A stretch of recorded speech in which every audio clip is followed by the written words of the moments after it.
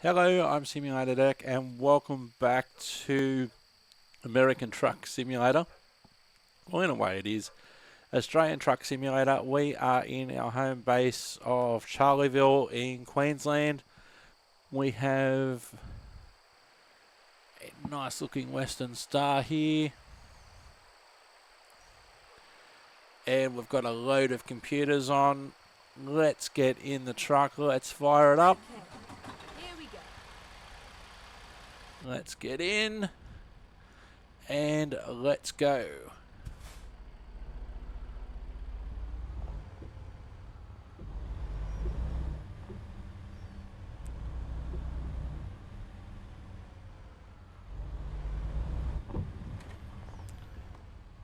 So we might get some fuel while we're here. We've got half a tank. I wouldn't want to run short.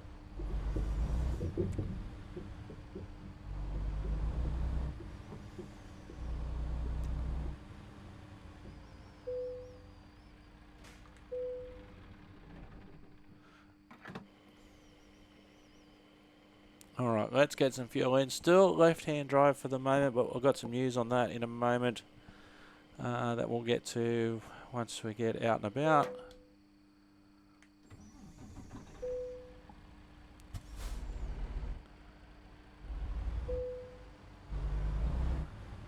Free computer.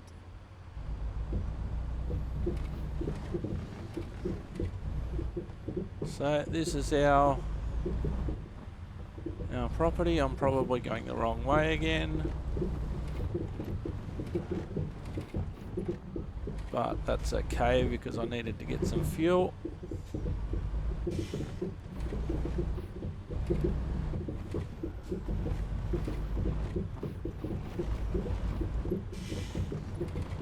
So we've got a load of computers on board, 3.5 hours of driving time, 269 kilometres.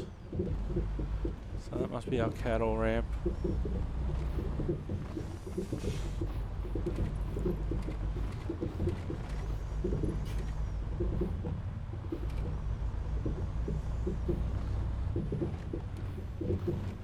Haven't spent a lot of time in our yard to get our bearings really.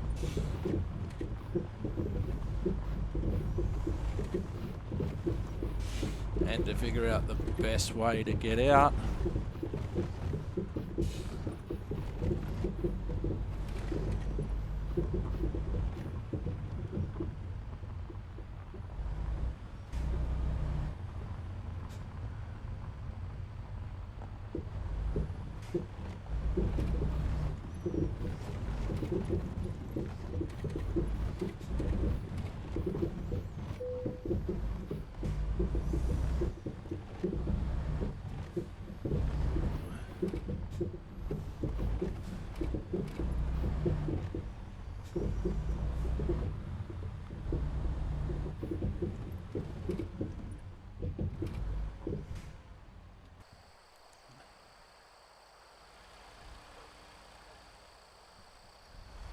Alright, let's have a look in this direction. I haven't figured out how to do the company logo yet. Rerouting. Please make a U-turn when possible. Alright, Skynet, I'm doing a U-turn.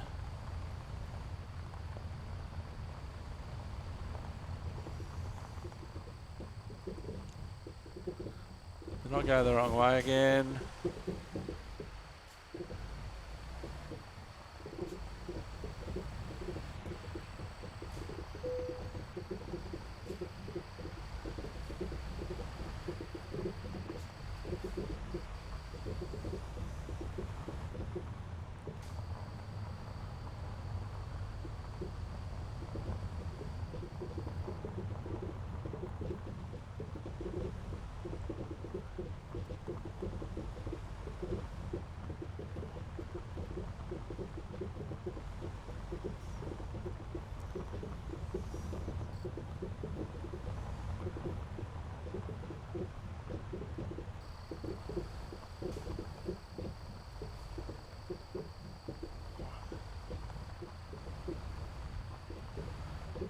what's over here?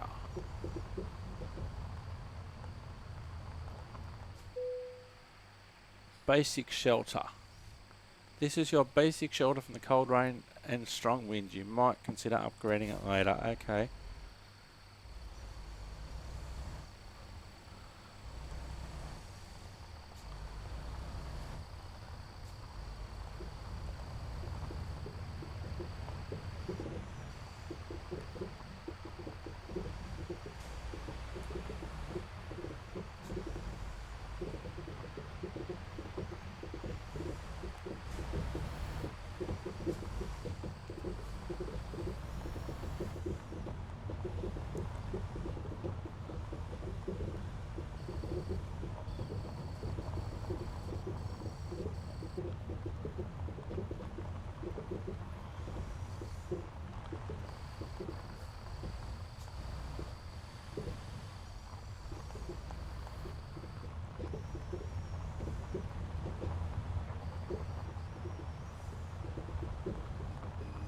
When possible, make a U-turn.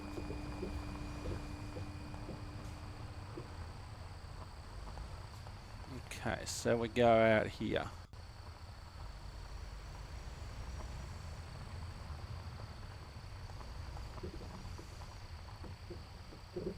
I think. Never mind. I'll find a new route. No, here we are, Skynet, we're good.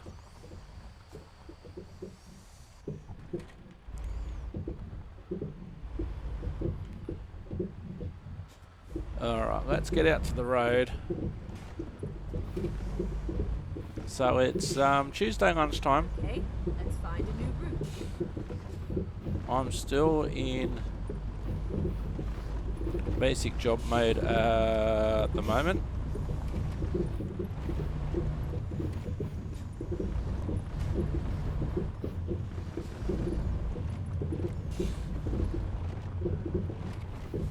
Now I'm currently level 12.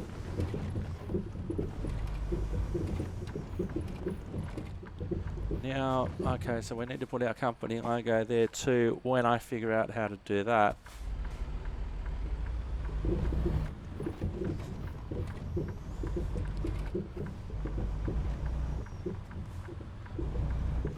Alright, so off we go with our load of computers.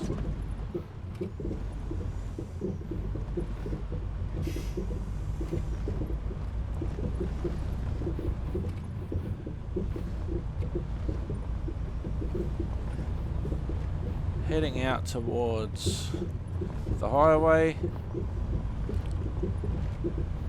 Now I'm currently level 12. Now there's one modded Kenworth truck that apparently will work in left-hand or right-hand drive, but I need to be level 16 for that to happen, even though it's a mod. So that should happen after this run.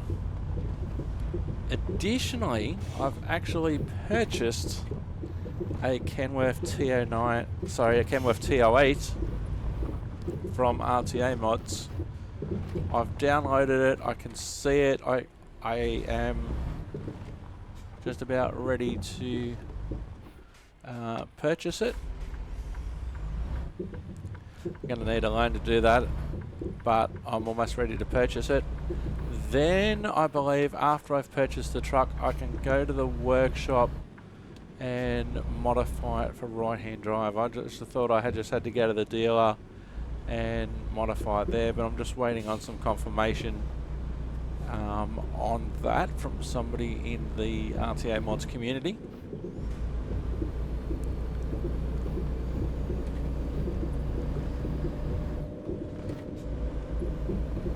And that's going to change. Being in a right-hand drive truck is going to be very different. Owning a truck, there's only one truck that I've ever really owned, and that was for a very brief time in Japan Truck Simulator, part of Project Japan. So we'll do this load And then for the next episode, I'll purchase the truck, and I'll probably do that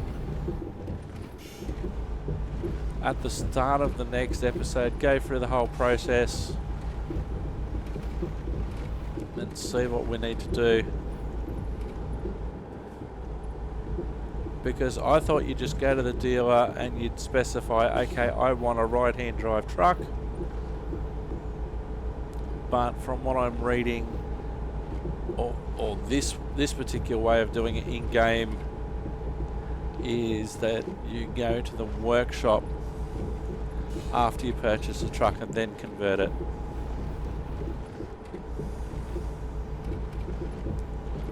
So we'll see how we go. Hopefully this will be our last episode in a left-hand drive truck.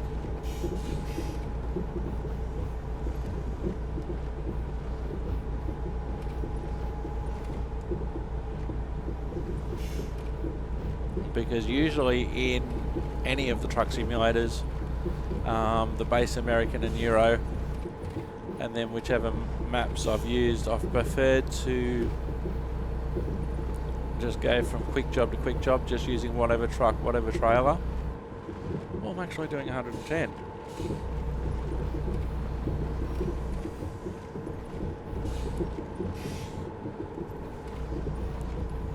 So within the truck that I purchased, there's lots of different mods for engine sounds and interior accessory, exterior accessories, that sort of thing. So that could almost be an episode by itself.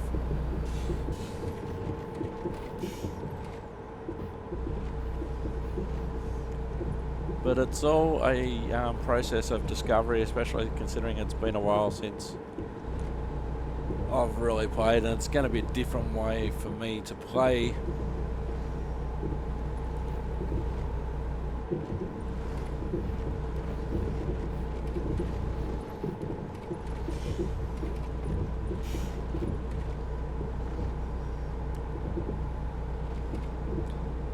So I've got a modded truck that I don't even know that will work, and a purchased truck that should work, otherwise I have to get support.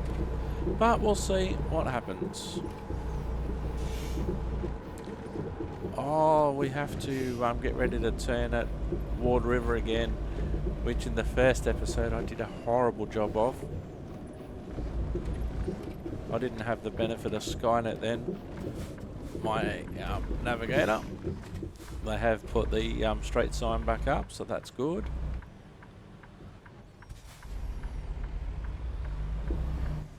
That was much better.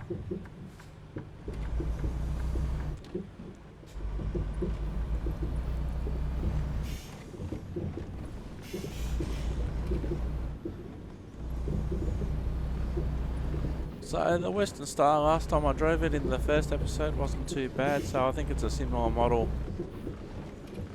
to the one that I drove last time.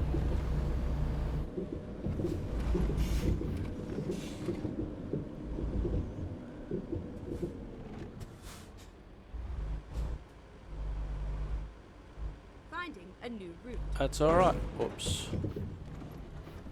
That's alright, Skynet. Although that's not. Did I not?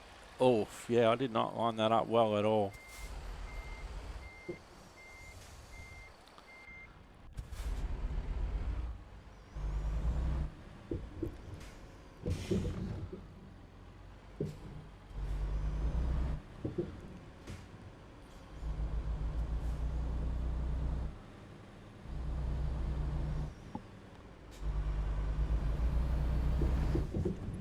So in the last episode, you may remember that I actually had to get towed because I got stuck in a river. Let's see if we can line this one up a little better. There's nobody around, so we've got right of way.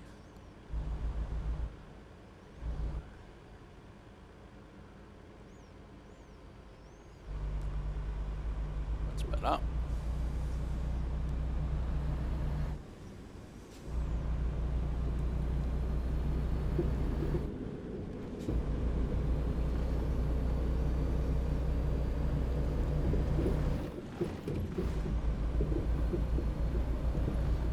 So one thing that I have to do, I actually selected this route and this load before I decided to purchase the truck. So I need to finish this delivery, which will give me a little bit extra coin.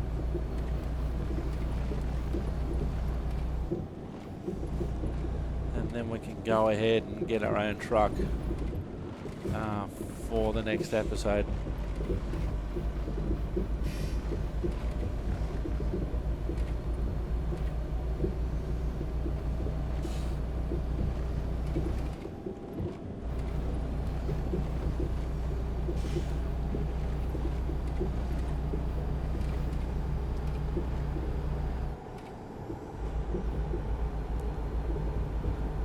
I suppose in some ways I've nailed my colours to the mast in deciding to get a Kenworth, but I thought this was one of the ones that I saw that was being advertised as left-hand drive, right-hand drive, so can I get out? Yeah, I'll get out before old mate comes around.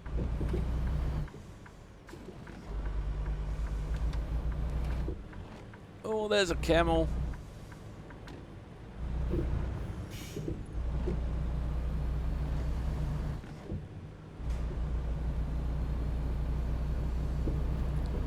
So fatigue won't be an issue. Fuel definitely won't be an issue. Just a matter of time before I get there now. I was really excited all day at my real place of employment, thinking I'll get home and I'll be able to drive in my own truck.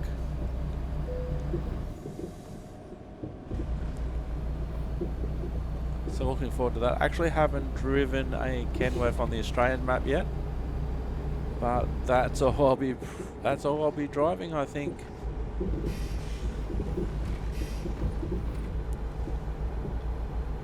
That's all I'll be driving, I think, once I go to the bank and then go to the dealership.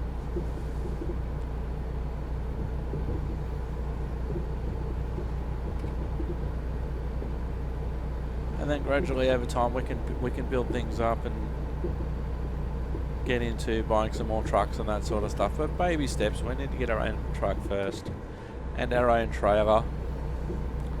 I'm thinking the trailer or the trailers that we've got on would be fairly similar to what I'd get. Not really looking to specialise at this point. Just anything that I can get in a basic trailer will do the job.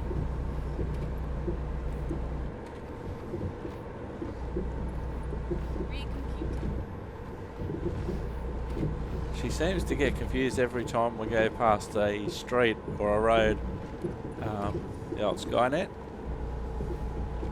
I think I'm going to have to find the mod in the Steam workshop to apply the speed limiter.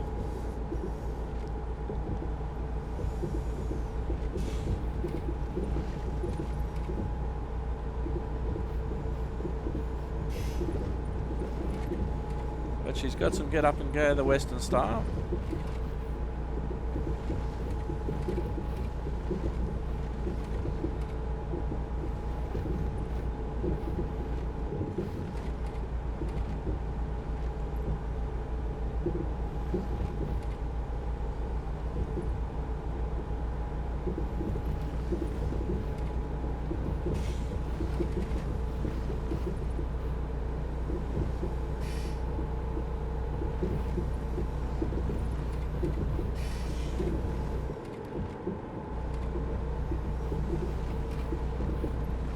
I don't think it is, but if it's all straight bitumen road for most of our trip, that'd be good. I think sometimes it is tried to send me via the quickest route in terms of the shortest distance. But I'll have a look when it tells us to turn off. I'll actually have a look at the map and make that decision. It may actually be easier to stay as long as possible on this route, on this highway,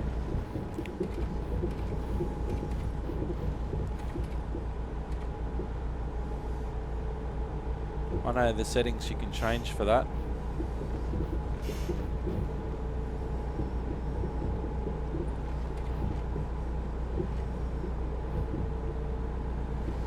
Because even if it's longer, if I can maintain speeds of 100 kilometres an hour compared to 50 kilometres an hour, I think I'd rather take the longer route that's at a higher average speed.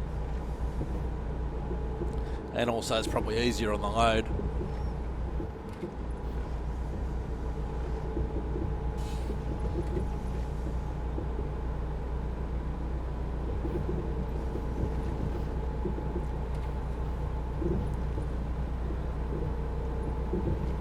Haven't seen any police cars or anything like that yet. Now I believe this is a version 4.5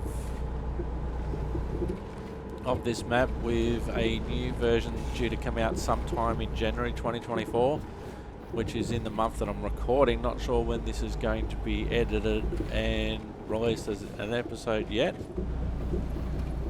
What I've been preferring to do lately is just record in batches.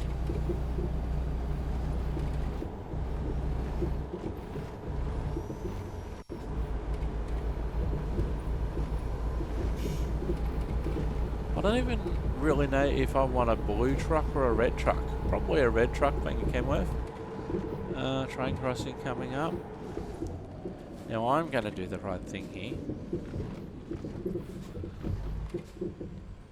Because A, it's what you should do, and B, I did actually see a train on the last episode.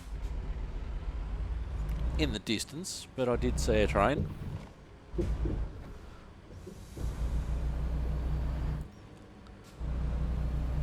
And being a real life train driver, I would really love to see at a crossing like that everybody actually stop at the crossing and have a look, rather than just taking their chances, you know, for an extra couple of seconds it takes to slow down and have a look and then speed up again.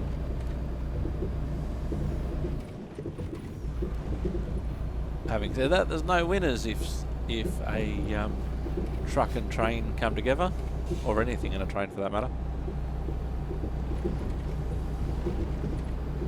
But I was interested to see a train on the last episode. It was at distance, so I couldn't exactly tell what it was.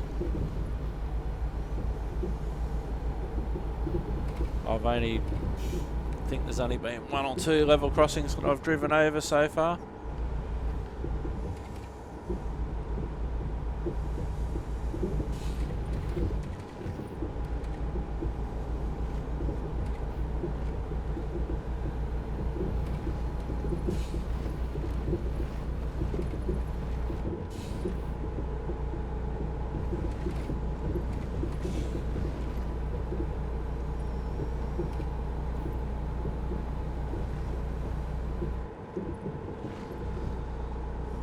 Mayfield Station.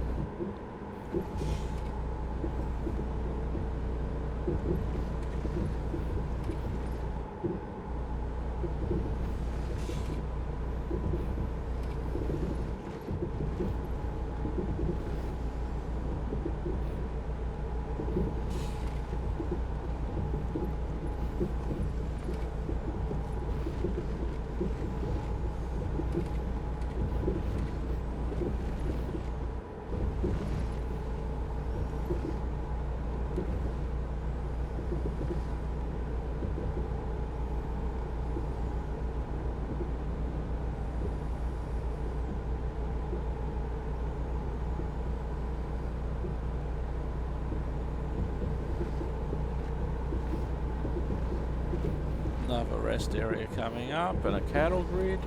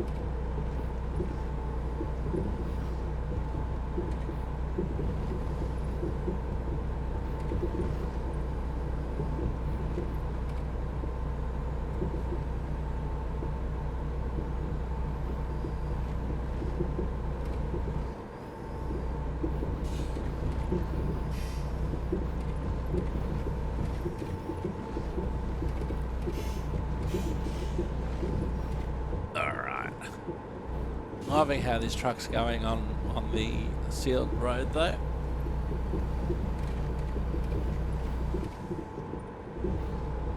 $200 kilometres, 2.5 hours to go.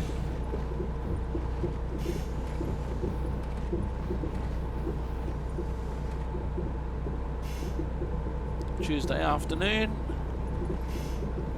just after 1 o'clock. I'm expected at about 3:30 at this stage, which will probably turn into about 4 o'clock in the afternoon based on previous experience on previous trips.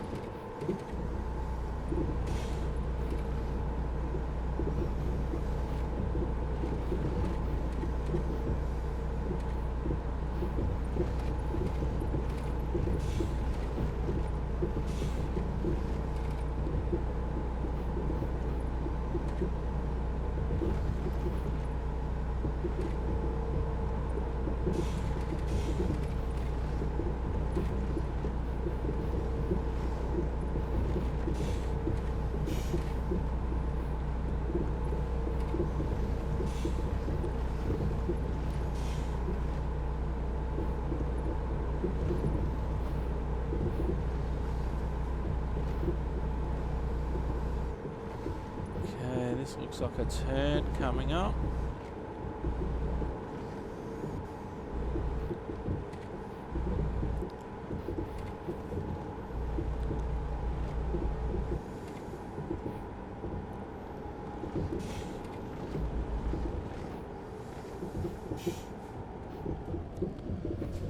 So let's have a look at the map.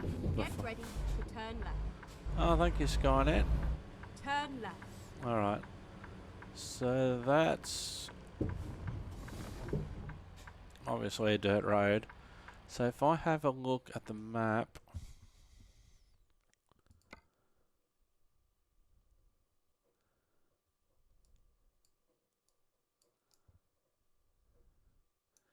okay, so if I go up Route 14 to Coolgardie and then turn left,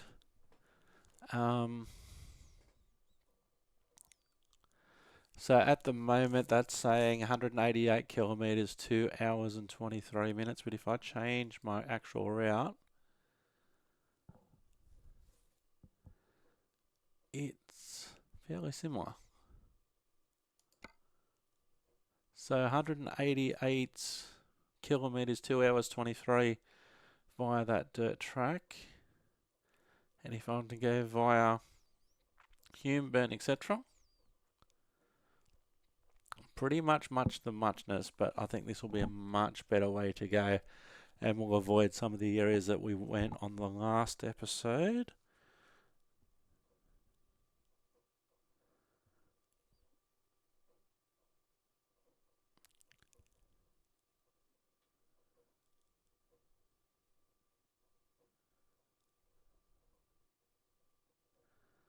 So I got a thumbs up for my suggestion of buying the truck then going to the workshop, so that may be what I need to do.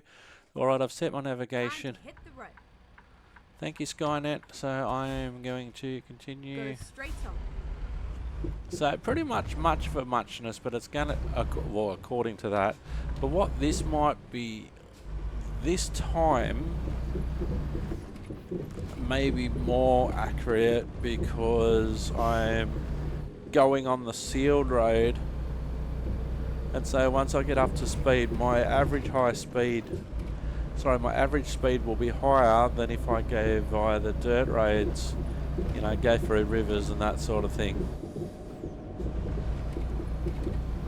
So I haven't driven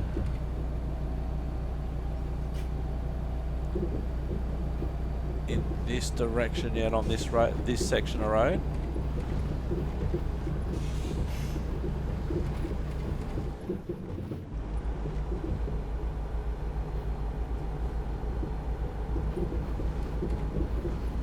Whereas if I go the other way, you know, it might blow out till, like it's saying at the moment, just after 3:30 p.m.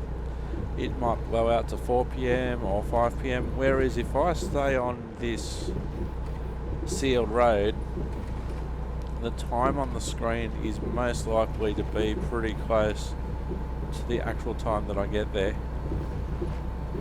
because the speeds are higher.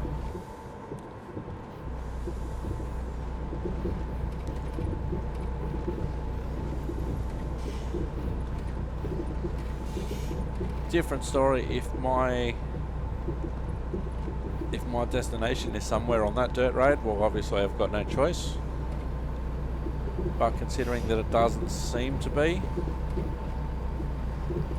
we're all good.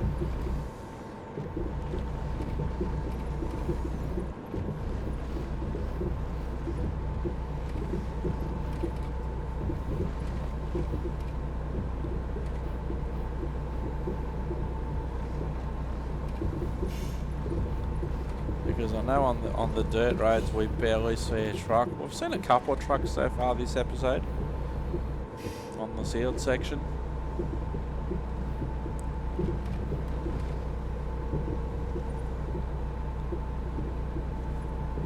I must have a look at the Google Maps area around Charlottesville to actually have a look at the area on a real map.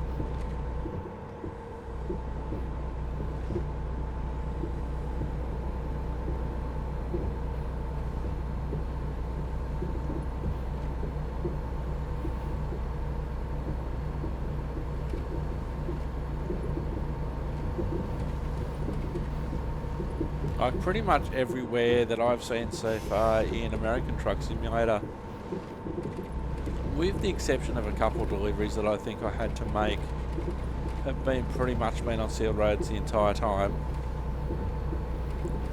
It's usually just the delivery address that may be a little bit off the road. Same too in Euro Truck Simulator. The dirt sections are fun, but it's definitely, doing 120, I must slow down.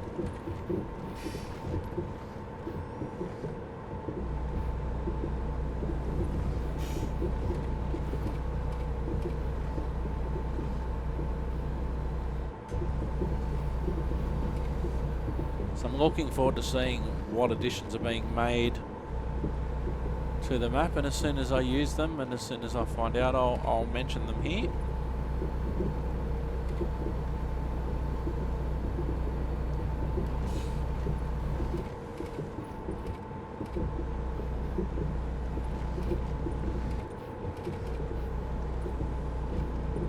So we just passed a sign, which is a typical sign that we'd see if you're coming up to a major town, and it will give you icons of some of the services available, like a rest stop or some accommodation or a service / petrol / gas station.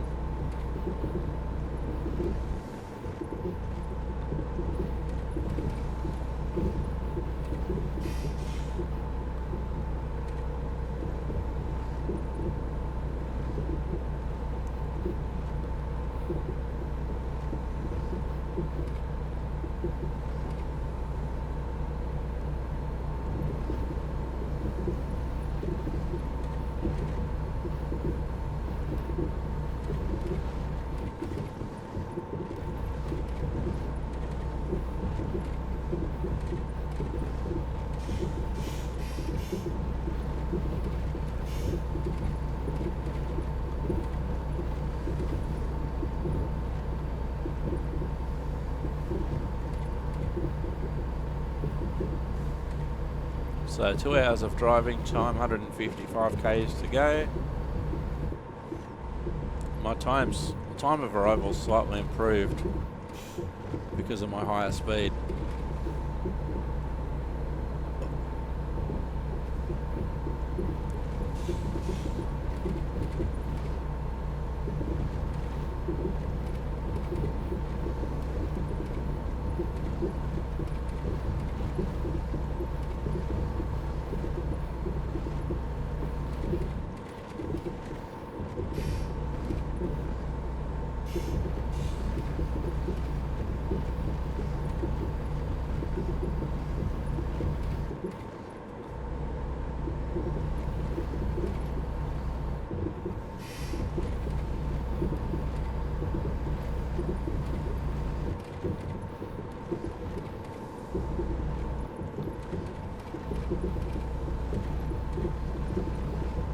Alright, cool laddie's coming up.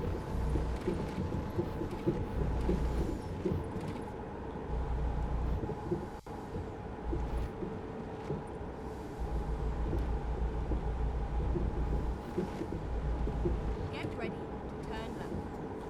Oh, Skynet wants to work, so we've got a grid. Trucks entering roadway. Alright, now we're going onto this dirt.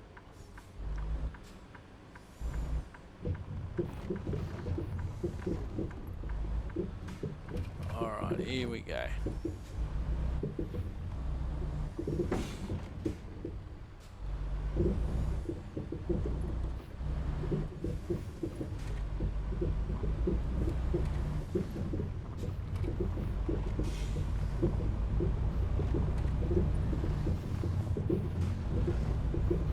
If we can do it easily, we should see what this camera icon up here means, this film icon. If we can do it easily.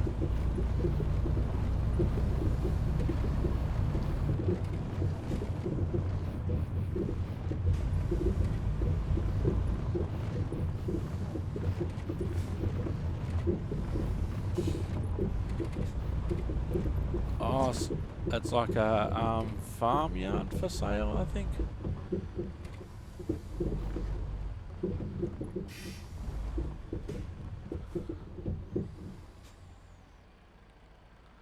I don't want to drive in there, but I think that's what it is, that this property's for sale.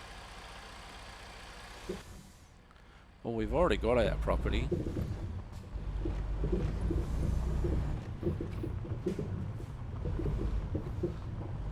Alright, let's get back up to speed.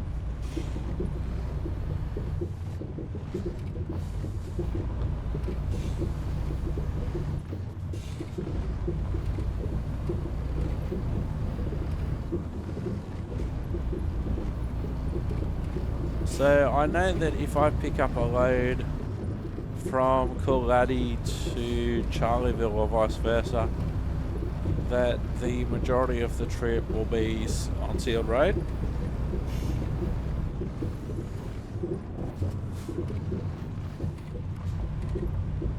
So I've got to watch out for rocks that come out like that. On the last episode we saw some tree branches down across part of the road.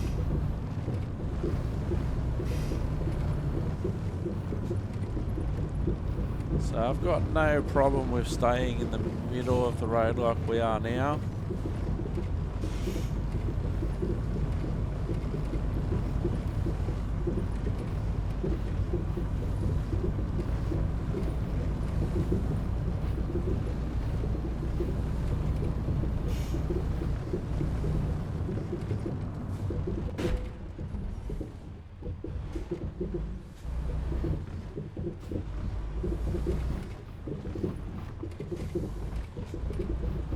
And then you've got some grass that seems to be responding like rock.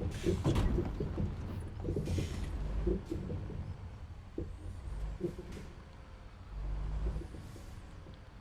you got tricky little bits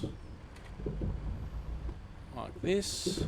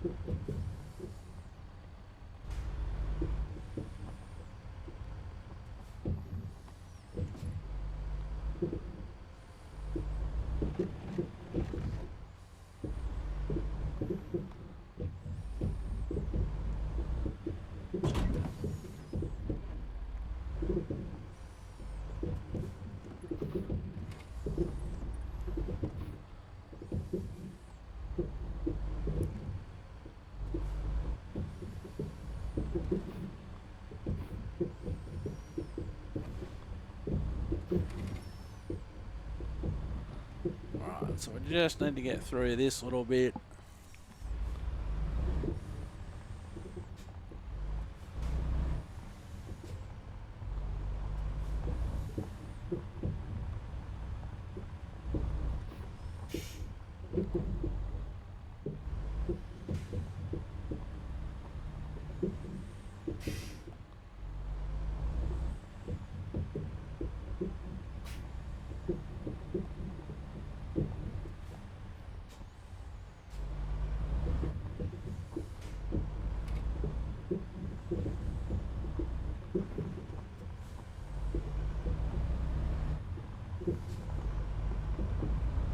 Alright, here we go.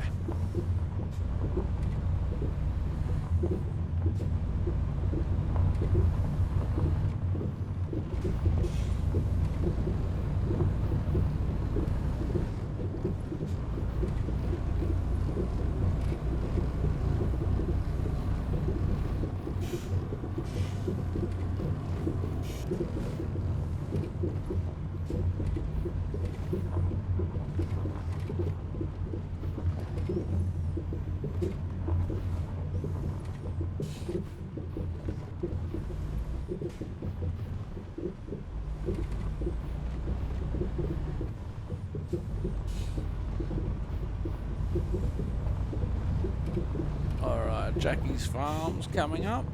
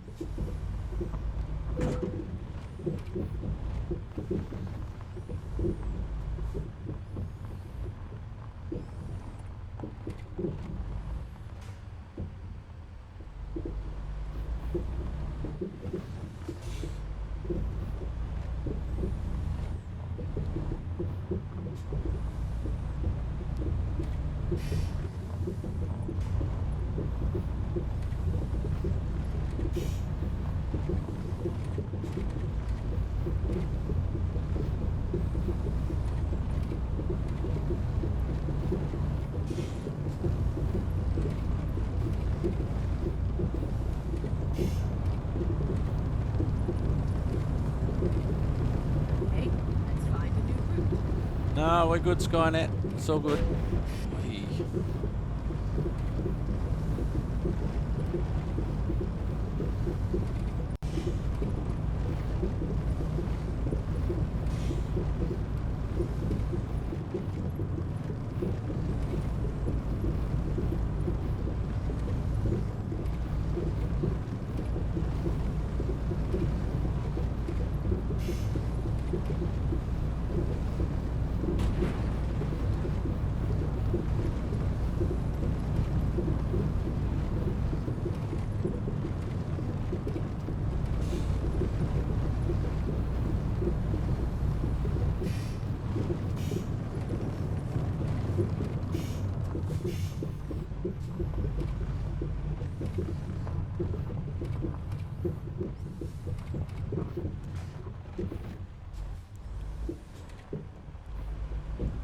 Oh, we got some cows on the road.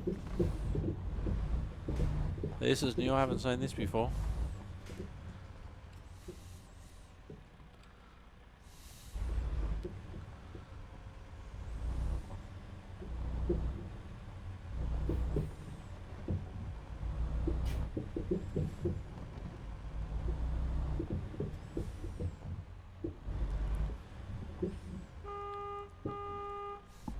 That horn's not very good, is it?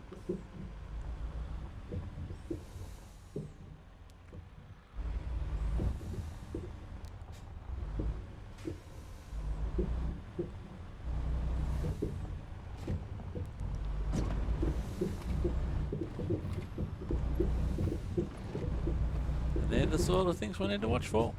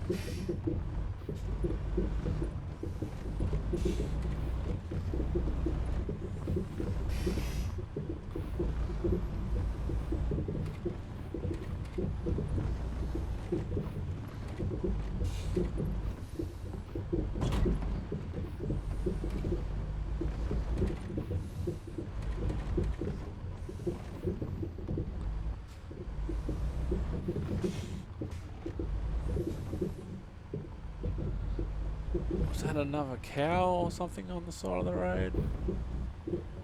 Just on our left, just past that tree.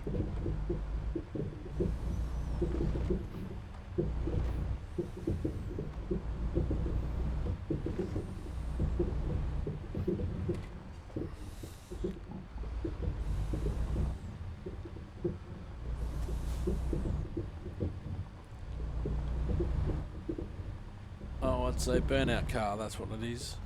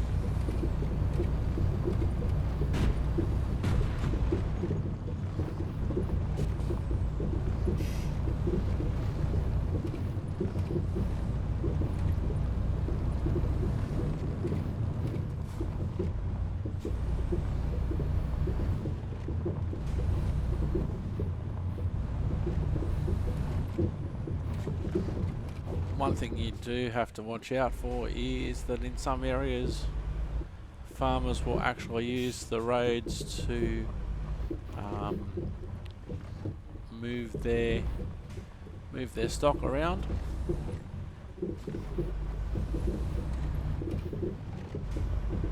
Haven't seen anything like that yet.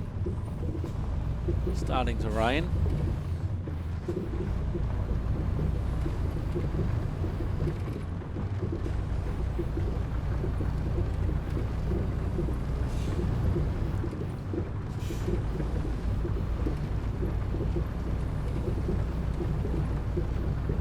So we're coming up to Humeburn Opal Field.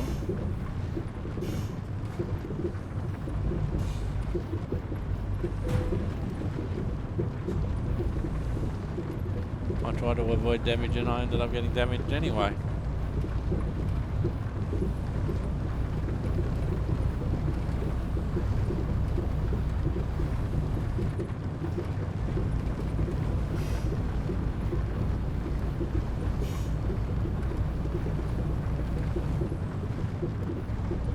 Warning sign for kangaroos. Saw a camel earlier.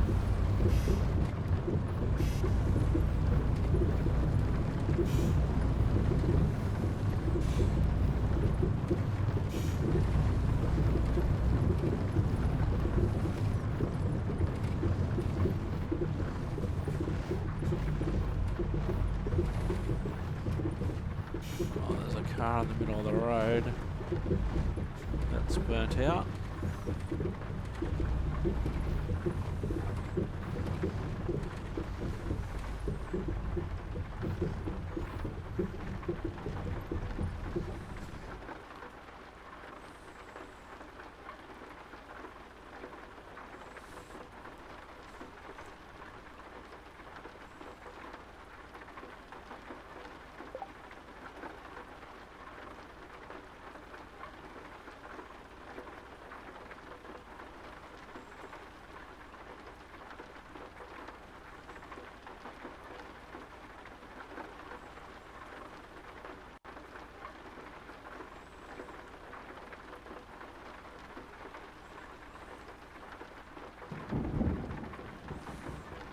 Oh, that rain sounds like it's about to get worse and heavier. What I should do is see what truck controls.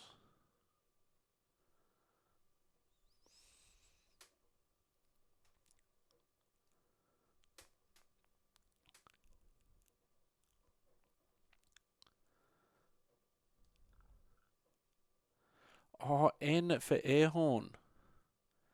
P for wipers. Okay.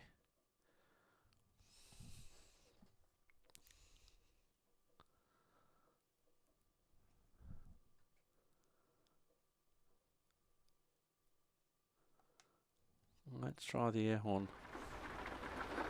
N for... Oh, that's somewhat better. And P for wipers. Might have to remap that. So H is for fair income sounding horn. N. Yeah.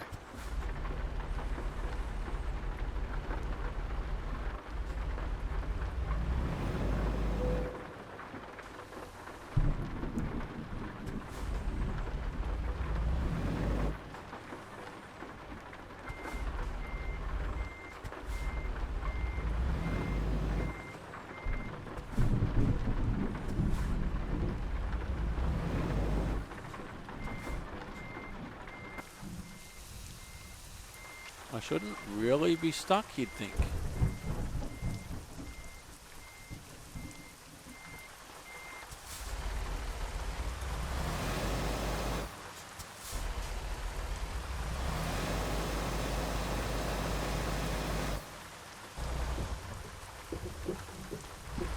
I think I just stopped in a really awkward spot when the rain started.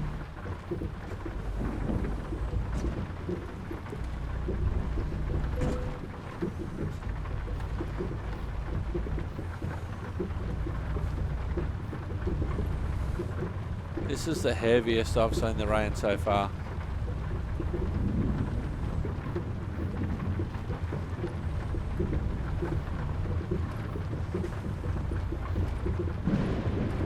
Oh wow, that sounds cool.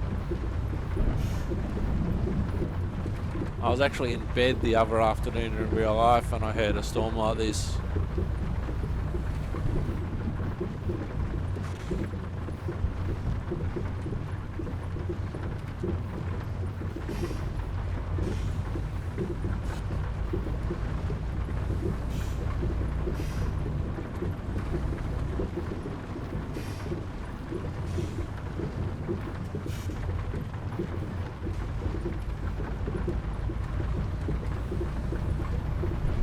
And the flashes of lightning, the heavy rain, the thunder.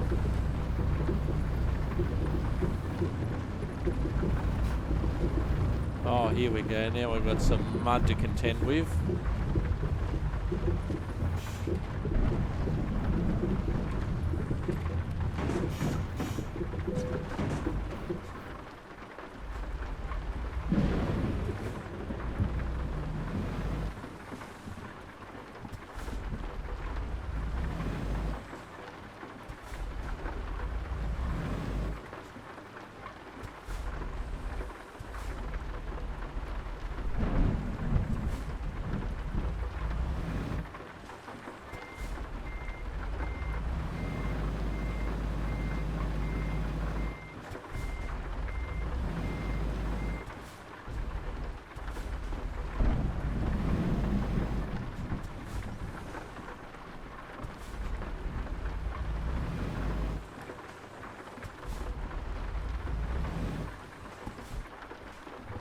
Alright, so we're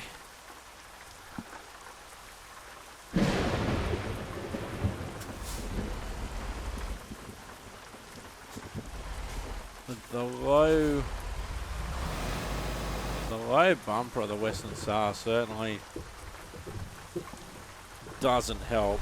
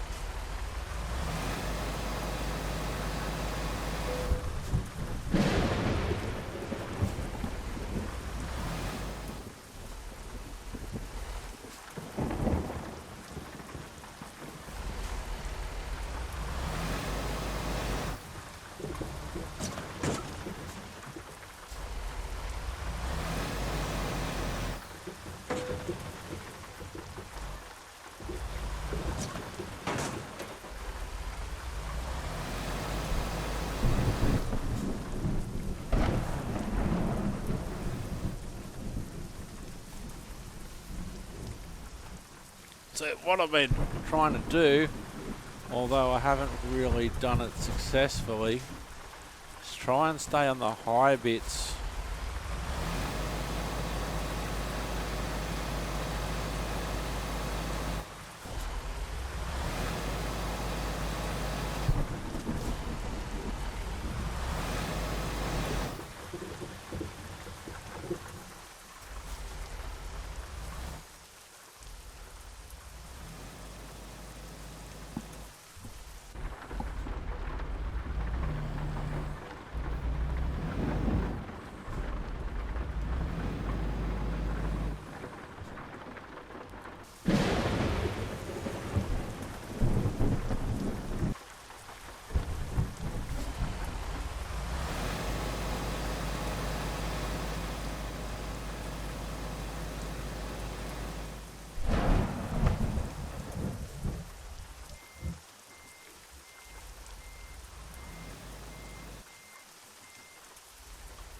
Truck stalled a couple of times. I'll go sort of across.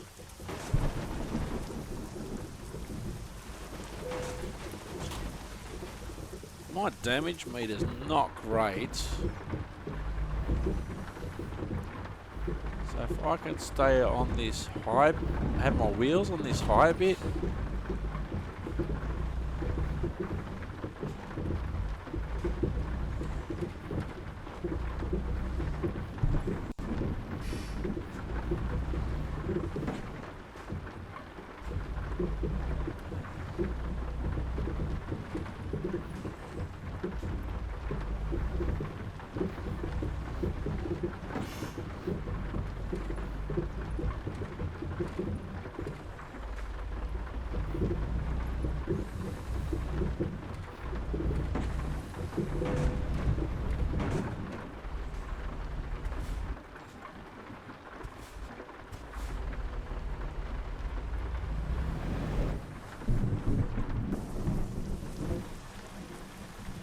Yeah, I've beached myself again.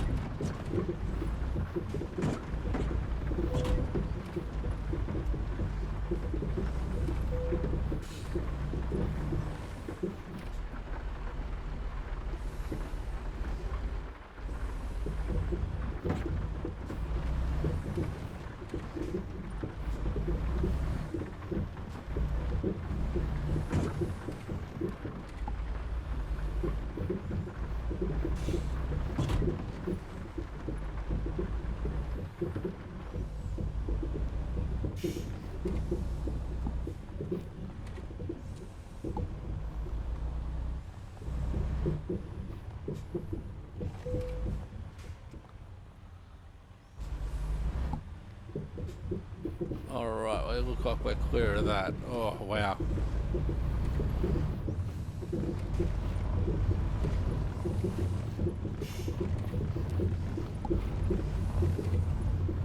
So our arrival time's blown out to 4:09. Still about 95 minutes of driving coming up to Huburn.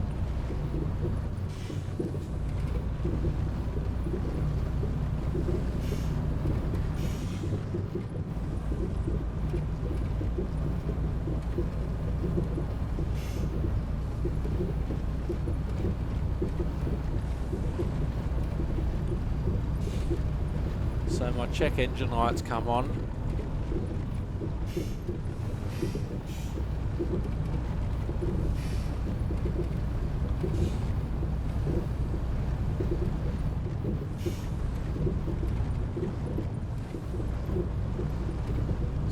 is here, bird. Reroute. It's alright, Skynet, we're good.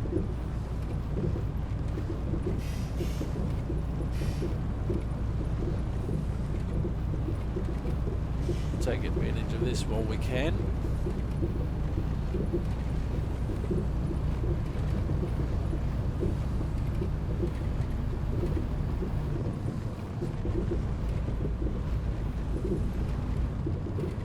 Oh, we've got a river coming up.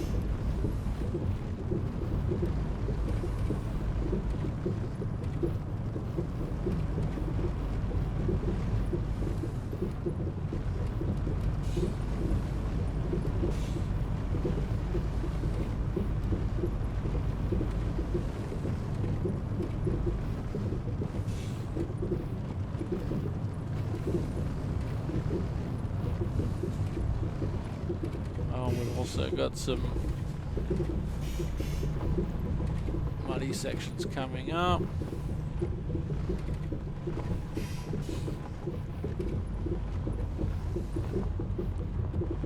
That looks even faster than last time.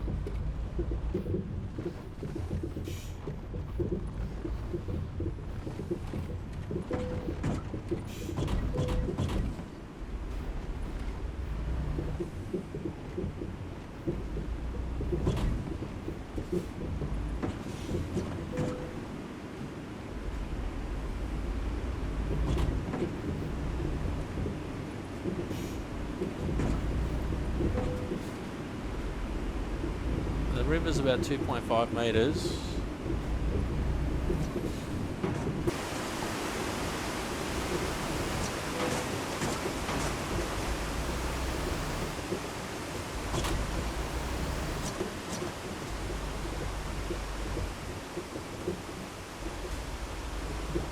Didn't seem to be that high compared to previous. Oh, 20%. I've never done this much damage to a truck before. But look at the environment that I'm expecting the truck to go through.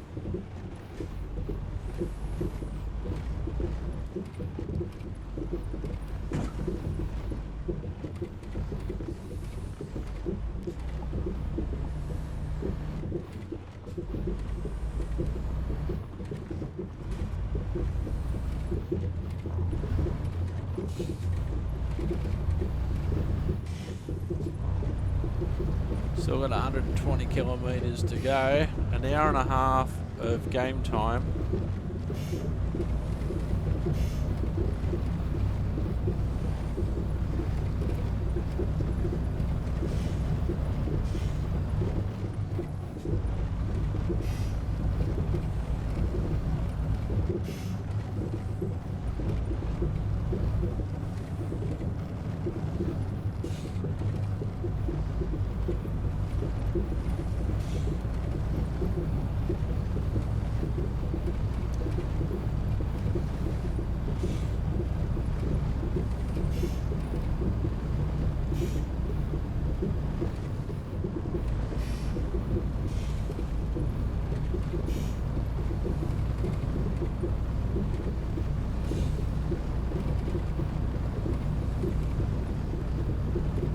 Hour and a half of driving at this pace.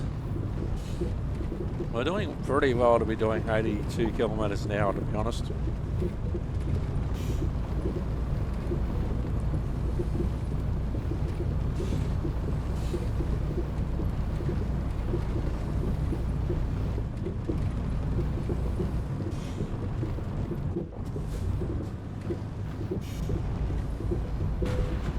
Oh.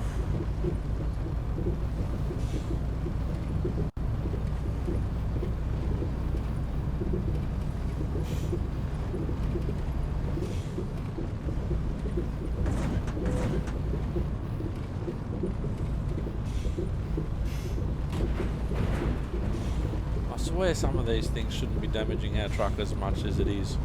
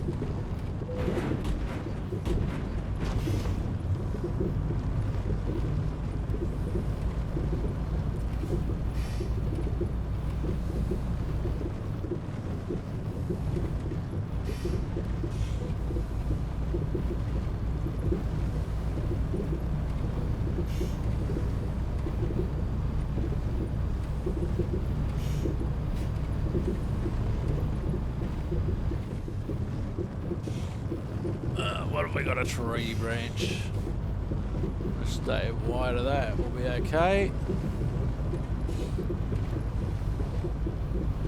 And that looks like there's another one there. Yeah, there's another smaller branch.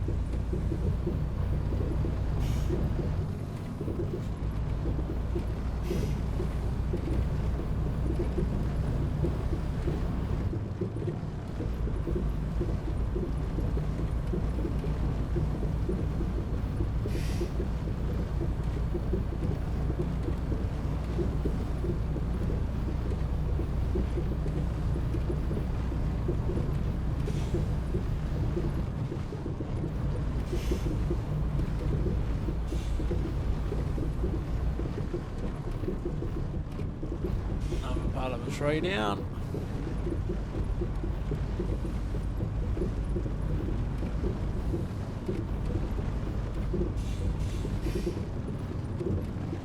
This is what it's really like.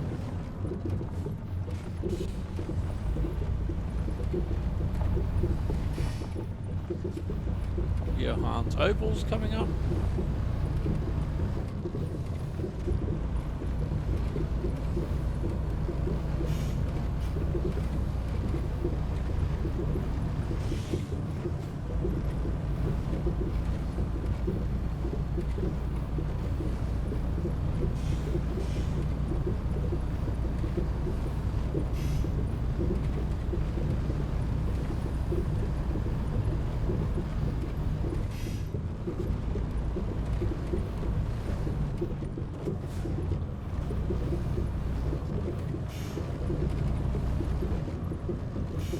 That's probably where we should have come out if we had have done the original turn onto the dirt road ages ago.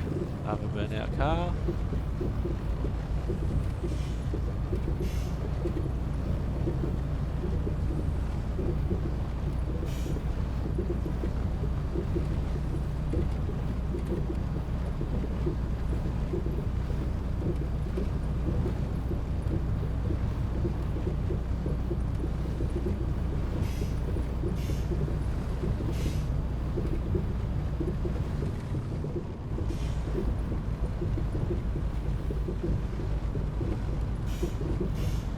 Kilometres to go.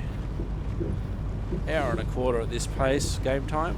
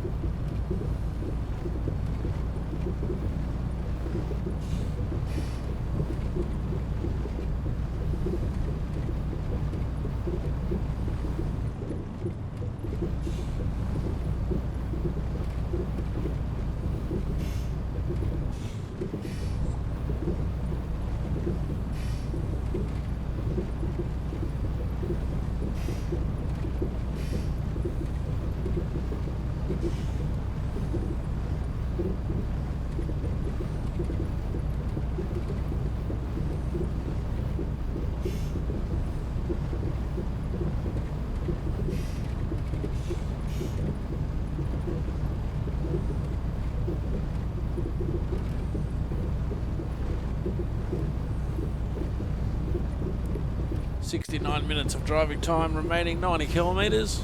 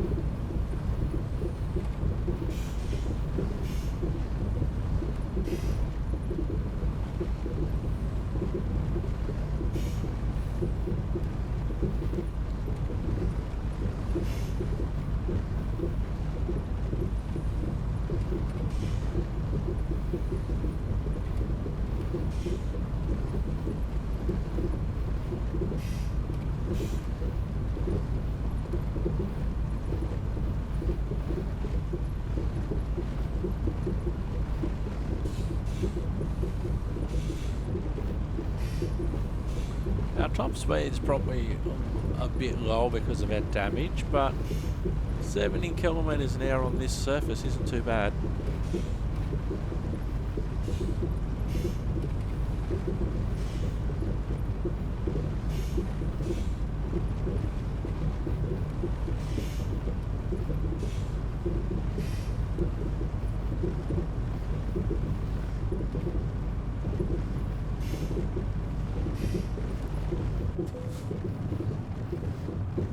Vehicle malfunction, check vehicle condition,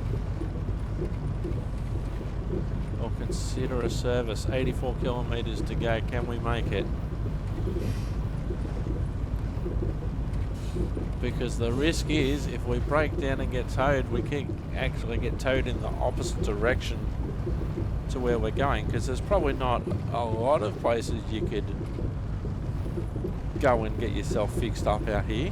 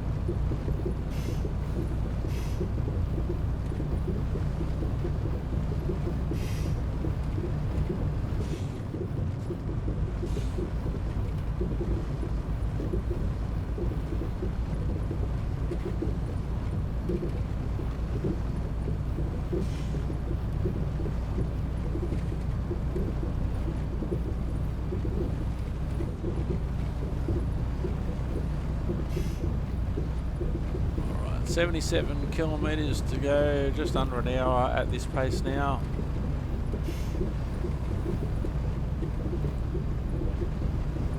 I just don't want to get to the point where this thing's going to break down.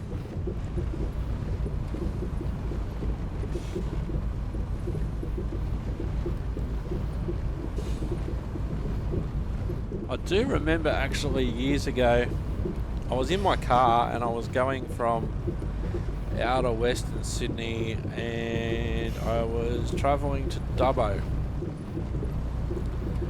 So I basically went over the Great Western Highway to Bathurst, and then I decided, instead of going on the highway to Orange and that sort of thing, I decided to take some back streets and some back roads and the scenic route. But what I didn't know and what I didn't look up was if I could get fuel along there, and I basically just made it to Dubbo, to the outskirts of Dubbo before, because I didn't see an open petrol station that entire way, probably 2 hours of driving, I'd say, the back way between Bathurst and Dubbo. So I was sort of at the point, I'll just let the car roll down the hill, you know, in gear, but roll down the hill. I was driving a manual, luckily. And so I'm like, do I try and get there quicker but use more fuel, or do I take my time, take longer possibly, but use seemingly less fuel, try and drive fuel efficiently? But thankfully I made it.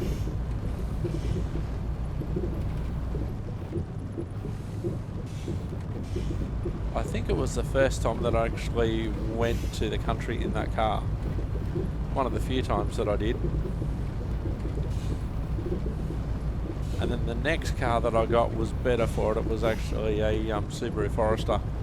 The next car that I got after that, I was in a, because I really like the car, a Toyota Paseo, which I described as a poor man's Celica.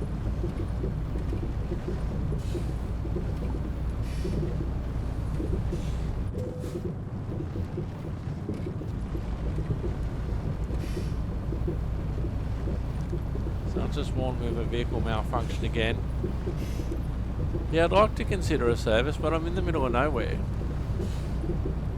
So I'm going to have to push on. Uh-oh. Oh no, there's a river too. Although, that said, this river isn't flooded and isn't flowing massively. Just try and keep my wheels on the raised section.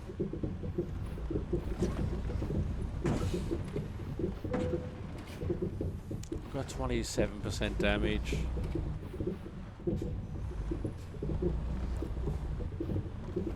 Now some of these sections I'm looking to build for my opening credits, which I haven't actually constructed it at the moment.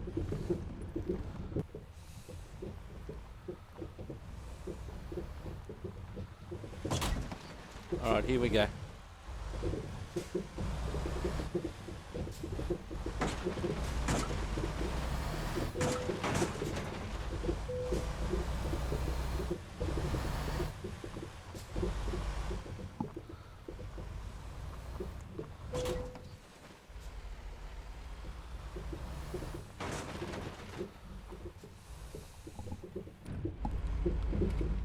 Oh, I hope this section doesn't last for long.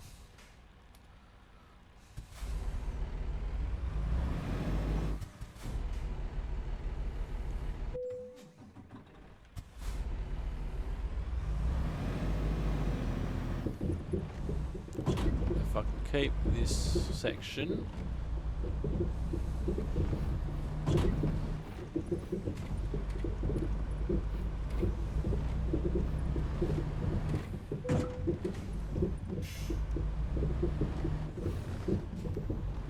The question is, am I going to make it?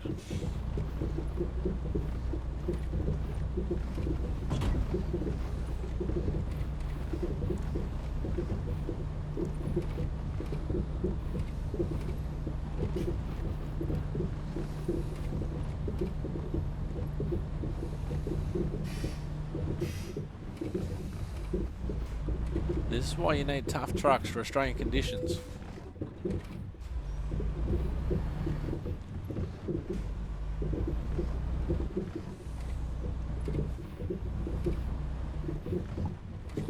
51 minutes, 66 kilometres to go. Our time of arrival is probably going to be closer to 5 o'clock than anything. It's 20 to 4 right now.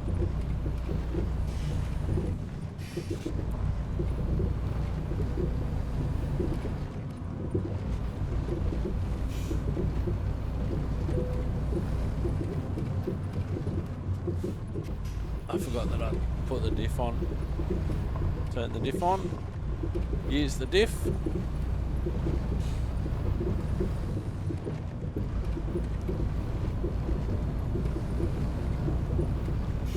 Now, as it stands right now, I don't have to pay to get this damage fixed if I do go to a garage.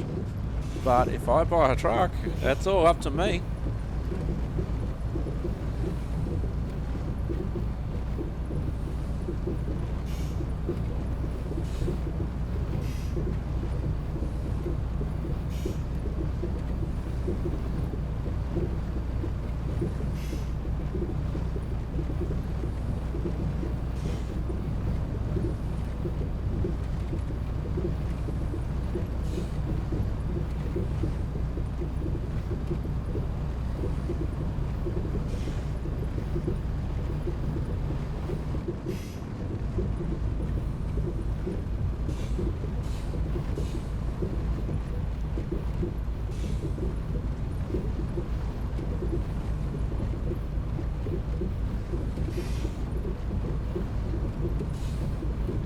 Alright, we've got a rest area coming up. That doesn't help fix the truck.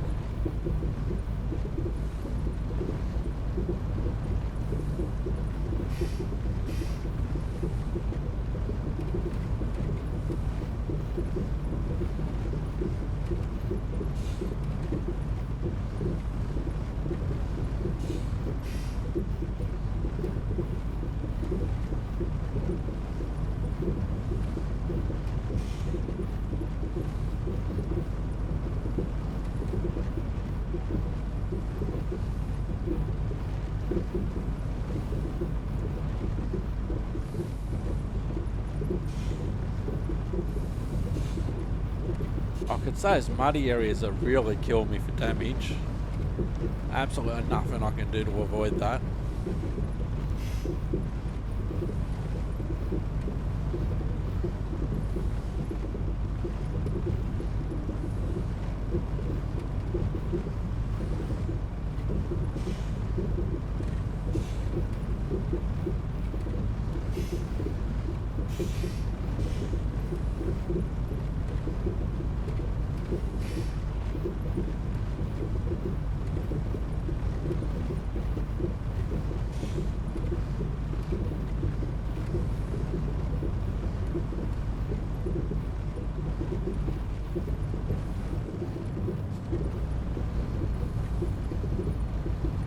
And to think that with this damage I actually avoided some parts of the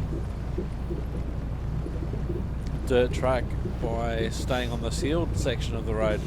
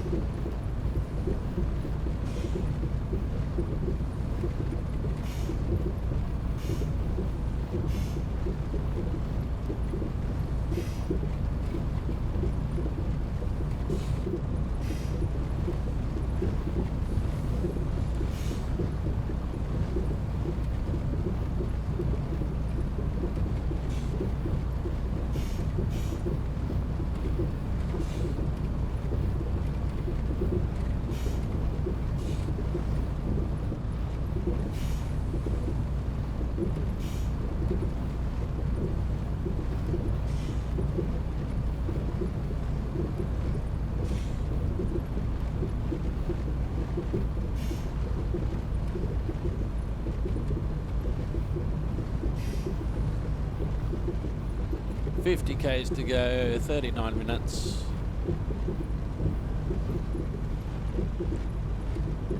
If I keep to this pace, and if the road surface stays the way it is, I'm going to be okay.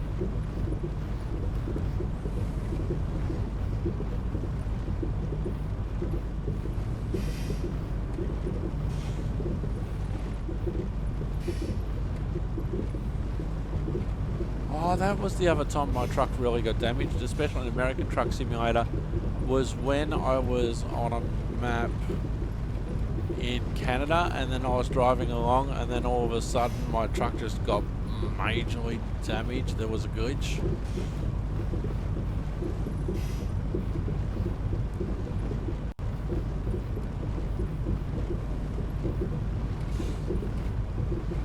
I just got randomly wrecked,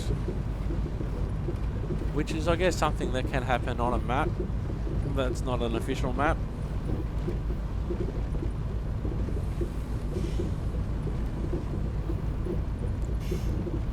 That rainstorm though was epic.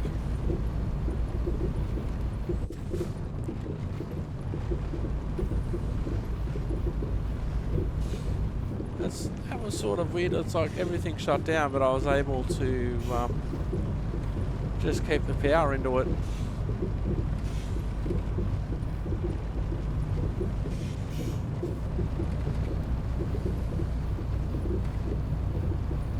Like, I do have the check engine light on.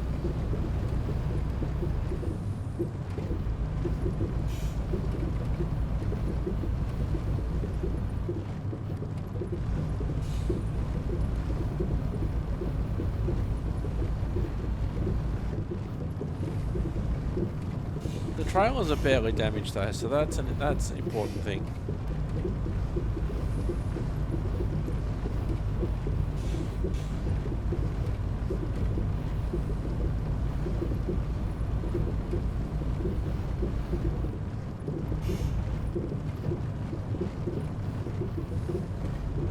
You know, there's nothing unsafe that I can tell about the condition of the truck.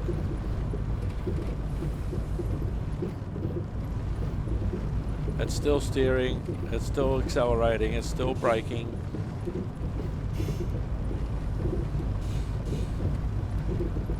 I would hate to need to get towed right now and be towed in absolutely the wrong direction.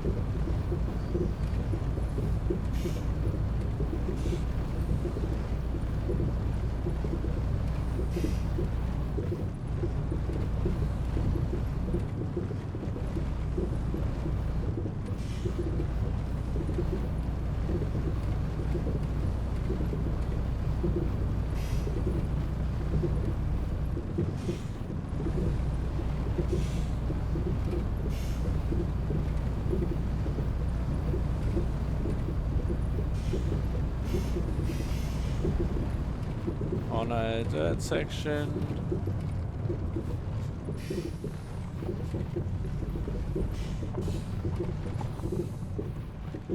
Try and stay on the high bits.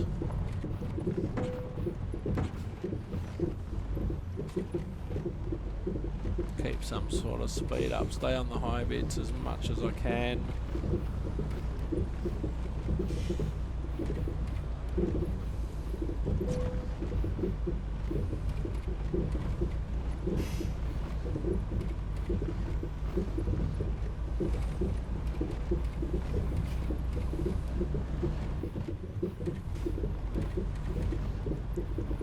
You know, it's not constantly in a straight line, the high bits, which is what you'd expect.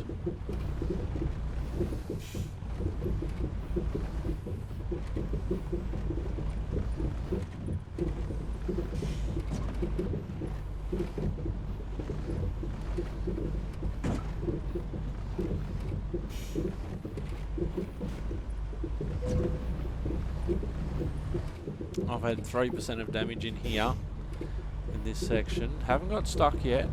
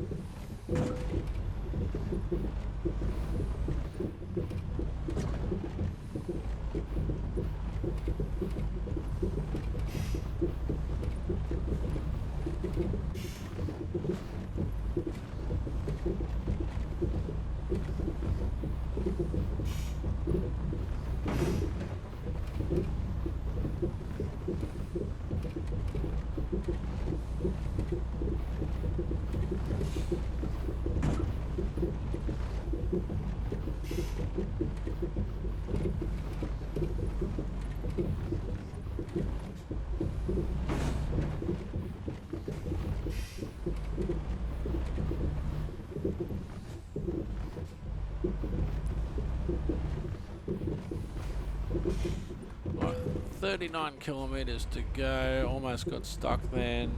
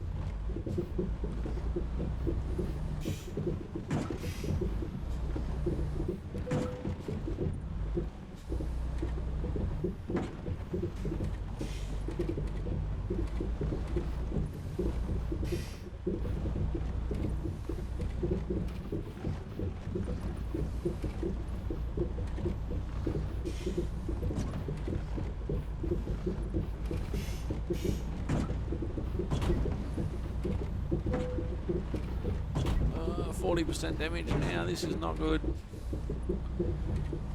But again, there's nothing I can do about it.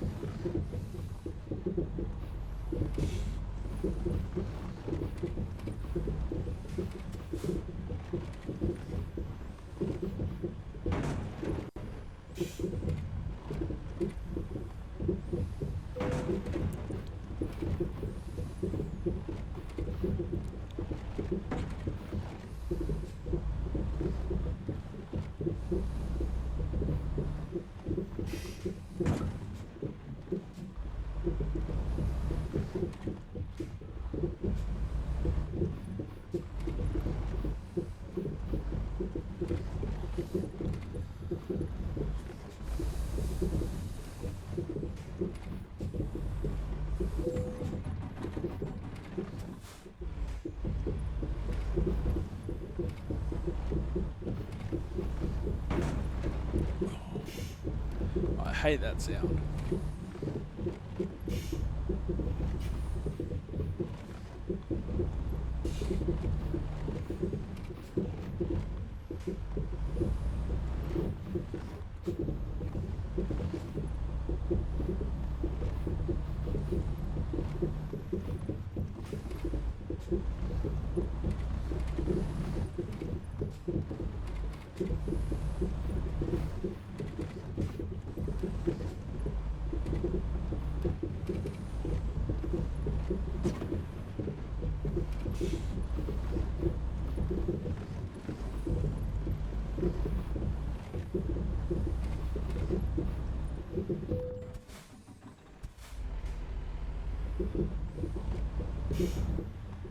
So that one, it actually stalled me that time.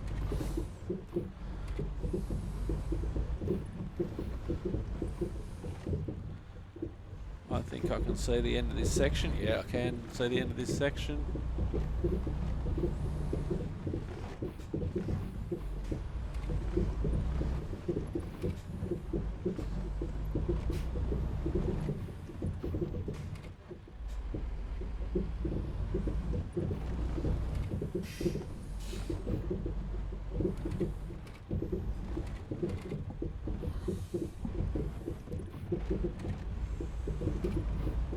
Here we go, almost there.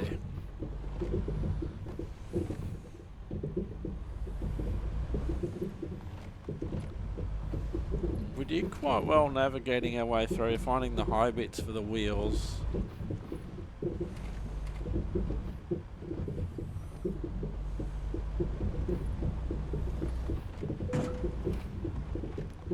%43 damage. We're almost there, trailers.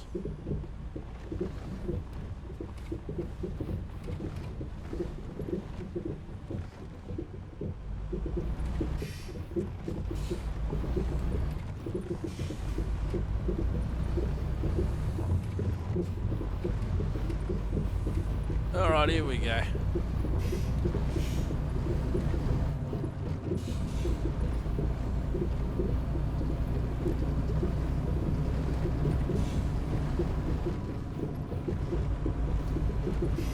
think we're going to have to get a ride back to Charlieville and leave the truck there for servicing, I think.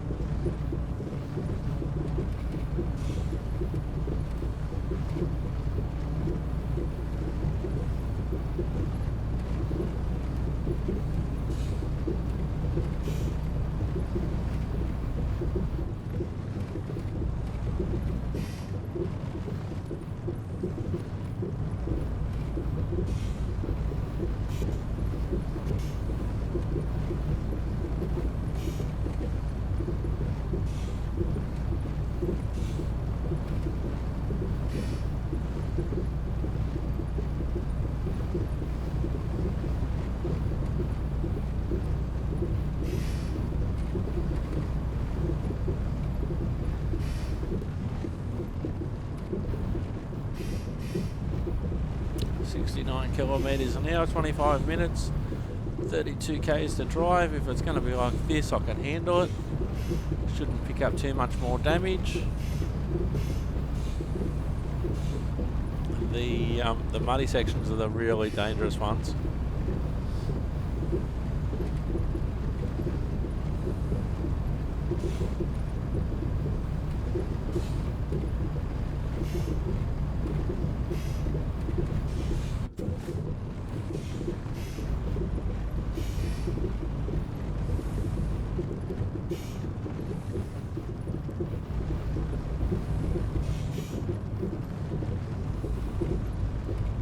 Now I don't know how you do a soft mud, because all of that seems like hard mud that's just all rutted and needs to be regraded. Like it was mud, like soft mud, and it's dried like that. This reminds me a bit of Cigarelli. Easy right, easy left. Easy left, maybe.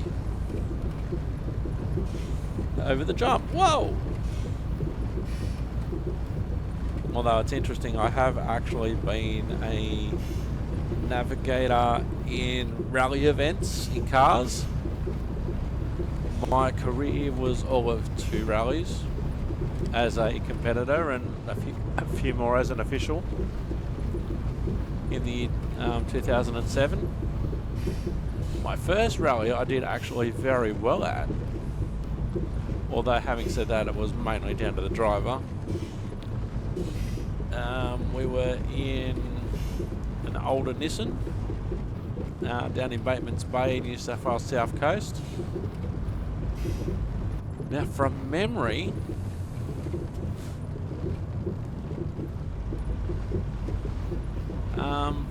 we finished 7th in the ACT division.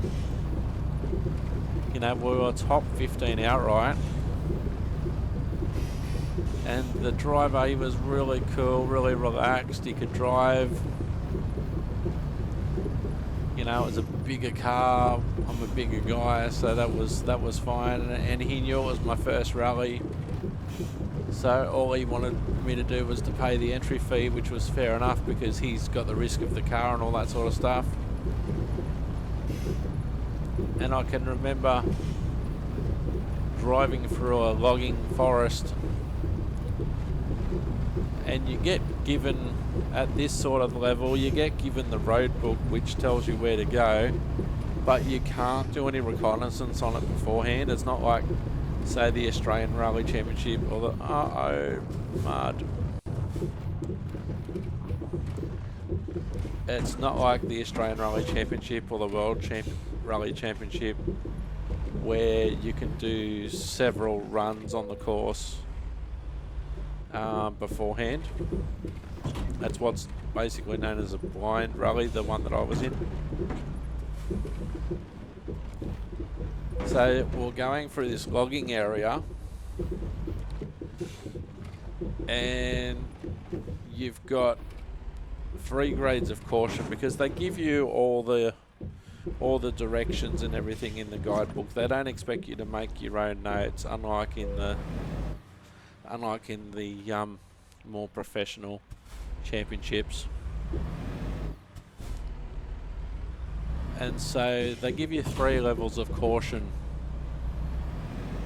1 caution, or 1 exclamation point, is something relatively minor. 2 caution is, you really need to take care, and 3 caution or 3 exclamation points is really, really bad. There was this one... Did I hit a tree then? There was this one area going through the forest where there were logs all beside the road, and they basically said that, see that, oh, we've got some camels, see that 3 caution, if we could call that a 20 caution, we would, but we can't put 20 exclamation points in the one spot in the road book. There's some camels.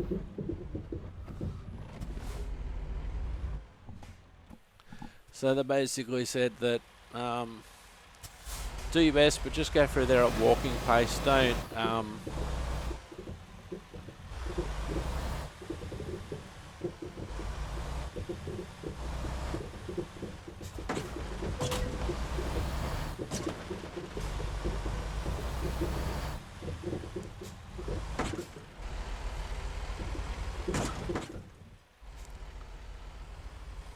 So we weren't very deep in that one at all. So they basically were saying with this one, if we could call it a 20 caution, we would. Just go through there at walking pace. They had actually told us at the start of the stage, this is where it is.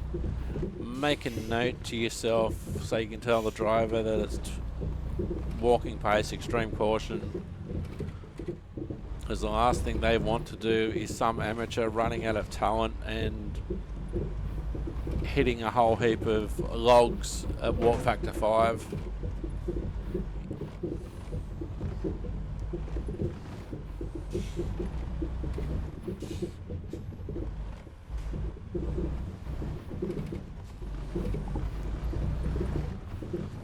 Alright, so we're 21 kilometres away, 17 minutes, expected just after 5 PM now, which is what I thought would be the case. It would have even been later, I think, if we had have gone the original dirt track. Oops. Get rid of the diff.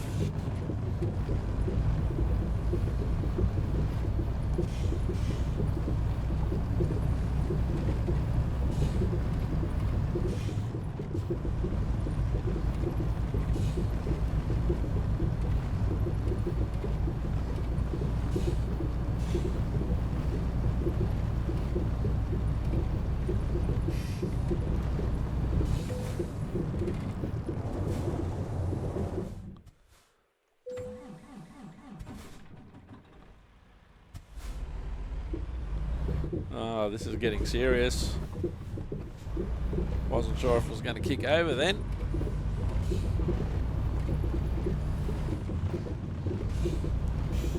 Oh, we've got 2 caution lights on the dash now.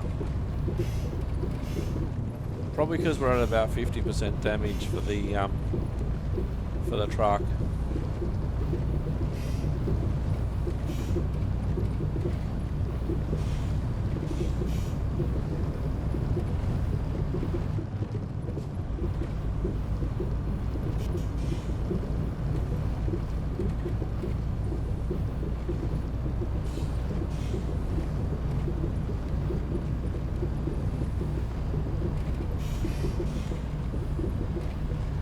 Now I know it's the same map that I drove in the first episode.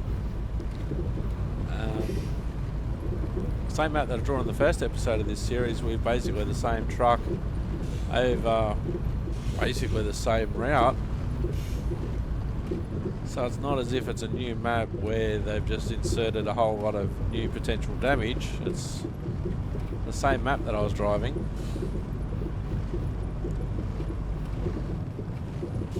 And I was actually driving with a trailer that's less likely to be receptive to damage. Now it's not as if I'm driving like a lunatic.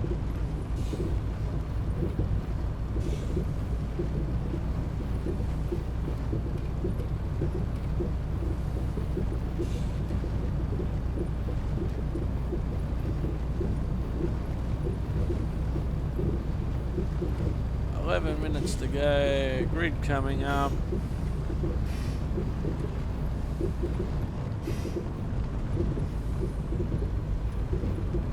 It really does feel like it's struggling compared to when the truck's not on 50% health basically.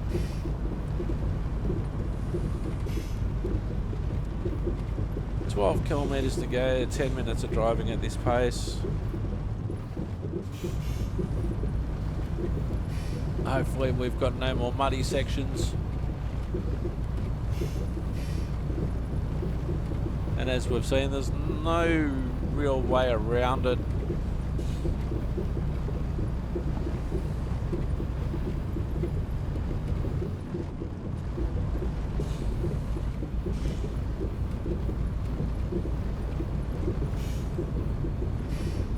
"10 kilometres to go, 9 kilometres to go, 8 minutes.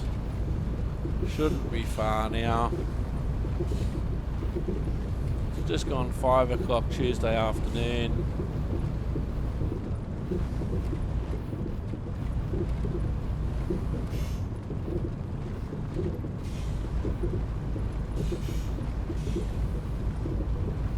Wonder even if there is a service centre out here where we're going, or near where we're going. In our workshop.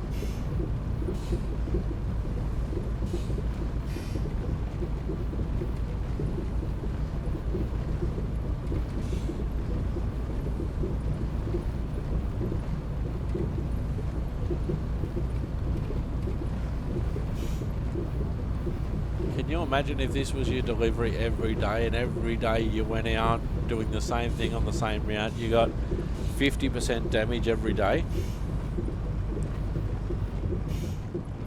You know, apart from anything else, the Western Star is probably not the truck for these conditions, which is one of the many reasons that I'm looking forward to getting into Kenworth.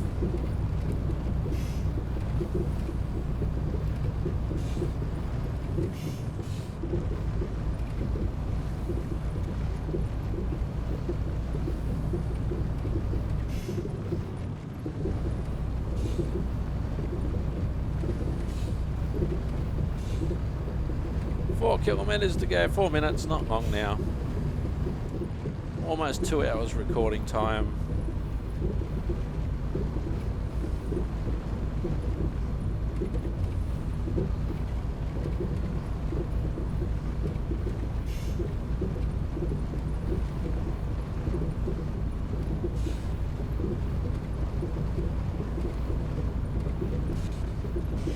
Three kilometres, 2 kilometres to go.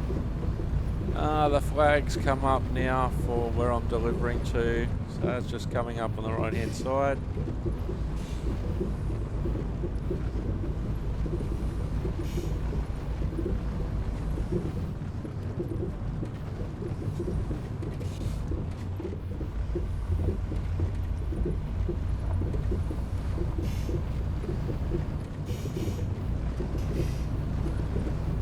Bibbler, I think.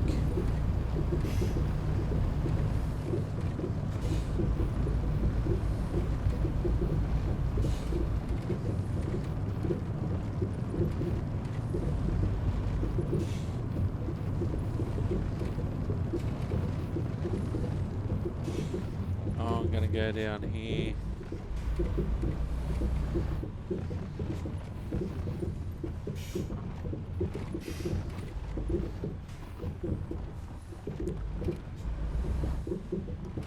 I think this is the way I went last time when I was exploring. Oh, come on, I'm almost there.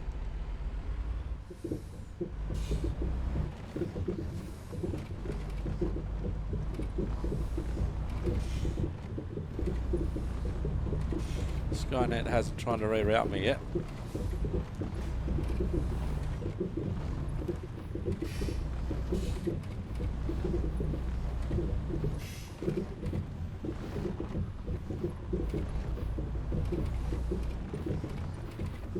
Oh, there's lots of cattle there. Some bales of hay.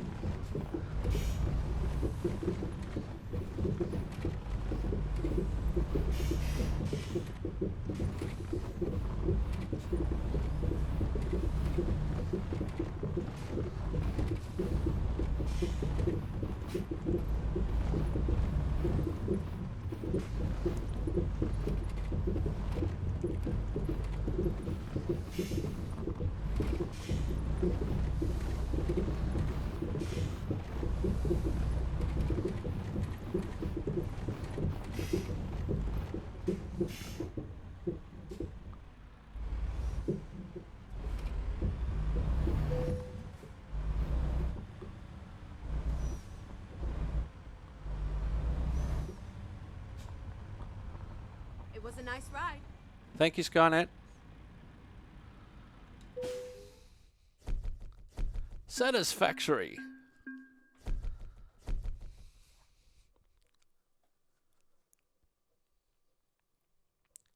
Alright, level 16. Computers delivered from Charlieville to Tubulia. 267 Ks, 5 hours and 11 minutes. 2.7% damage penalty. You know, almost $2,000 or 1,345 XP. $16,449 or 11,102 XP. We are level 16.